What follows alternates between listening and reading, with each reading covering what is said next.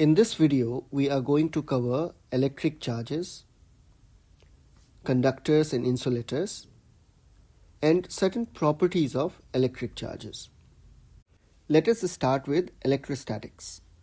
Electrostatics is the study of forces, fields, and potentials arising from the static charges.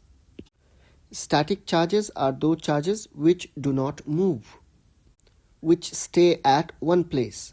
Okay, if the charges are not moving, then it is called static charges. And the study of the forces or fields or potential due to these kind of charges is called electrostatics, which is a branch of physics. Electric charge is the fundamental property of matter. We can't see it, but the effects are visible everywhere. When you see sparks or when you see the lightning, these are all effects of electric charge. It was Thales of Miletus from Greece who is given the credit for the discovery of electric charge in 600 BC. Electric comes from the word electron, which means amber. Charges are of two types, positive and negative. These terms positive and negative was given by Benjamin Franklin. Now, why this terms positive and negative is so obvious about electric charge? It is just because the origin of these charges is from within the atom, that is proton and electron. And in one way we can say simply electrons. As we know, any substance is made up of atoms. Now, within the atoms, in an atom, there are nucleus. Nucleus has proton and neutron, and electrons revolve around the nucleus. Now, in any atom, the number of proton is equal to the number of electrons. And by convention, we understand that proton is positively charged and electron is negatively charged. Just for now, you understand like that. So for any substance, it means there are a number of positive charges and equal number of negative charges. Now, when this substance is rubbed with any other substance, what happens? There can be transfer of electrons. Why? Because electrons are loosely connected. Protons are within the nucleus. It is bound by the nuclear power. That's why it is very difficult to take away the protons. But electrons are loosely bound by electrostatic force. That's why when we rub, there are chances that electrons can transfer from one body to another body. And this transfer of electron is the reason behind generation of electric charge. So whoever gives away electron, becomes positively charged, and who accepts electrons becomes negatively charged. If you bring two negatively charged objects, so both the objects are negatively charged, if you bring them close, it will repel each other. So repulsion force works here. When you bring two objects, one which is positively charged, another is negatively charged, then it will attract each other. By this we can say that like charges repel and unlike charges attract. So instead of taking the negatively charged, you can take positively charged as well. So both the objects having positively charged will repel each other, and objects having different kind of charges will attract each other. To electrify a neutral body, we need to add or remove one kind of charge. So that's the process. And how to do that? One is by friction, by rubbing. Another one is called induction. And the charge we get using this process are called induced charges. So what happens in this process? Let's take one neutral object, which means there are equal number of positive charges and equal number of negative charges. Okay. Now if we bring close a charged object, which means an object having different number of positive and negative charges, if we bring these charged object near to the neutral object, what happens? First thing is, we are not going to touch these two objects. We will just bring it very near. So what will happen? In the neutral object, the charges are polarized, means the positive charge will be in one corner and the negative charge will become in the one corner. Why? Because we have brought one charged object very near to the neutral object, and the negative charges on the charged object will try to attract the positive charges, and it will look like this. So this is the first step. And now if we connect this neutral object to one earthing means we connect one wire and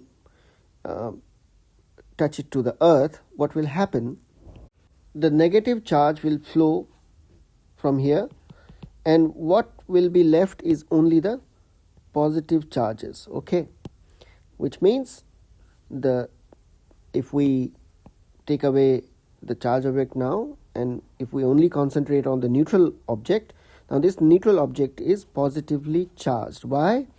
And the charge will spread all over it. So why? Because we have done the earthing, and this process is called the induction process. Charge through induction. We didn't rub it, we didn't use the friction, but we just brought a charged object very close to the neutral object, and through this we can make a neutral object charged. Now let us focus on conductors and insulators. Now these two types of substances are very common. So some substances readily allow passage of electricity through them, which simply means that in this object electron can move freely, and that's why these objects are called conductors. So as the book says, they have electric charges, or the electrons that are comparatively free to move inside the material. And the examples are metals, human and animal bodies, and earth are conductors. Whereas substances like non-metals, glass, porcelain, plastic, nylon, wood offer high resistance to the passage of electricity through them. It means inside these objects electrons can't move freely. That's why they are called insulators. They don't let electricity pass through it. And mostly all these materials are either conductors or insulators. For example, rubbing of a comb or plastic on our hair, what happens? The transfer of electron happens from the hair to the plastic. But within the plastic, the electrons can't be transferred. So it stays at one place, and that's why we can see the electrostatic effect. It simply means that in plastics or in insulators, the charges are trapped. It can't move.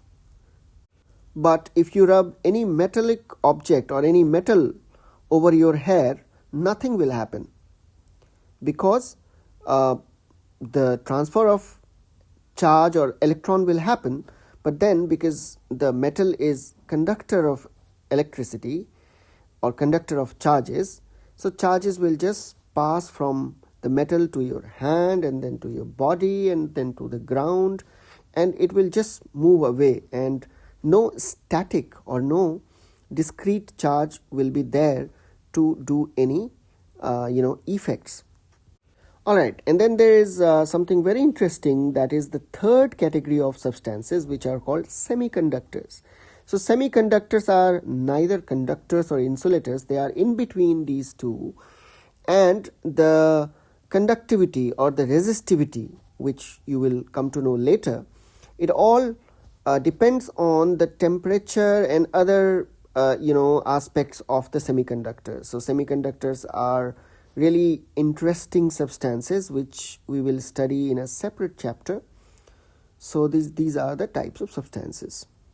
Let's move to the basic properties of electric charge. So to measure the strength of the charge, we have one instrument here which is called electroscope. What you can see, there's the one is called the gold leaf electroscope.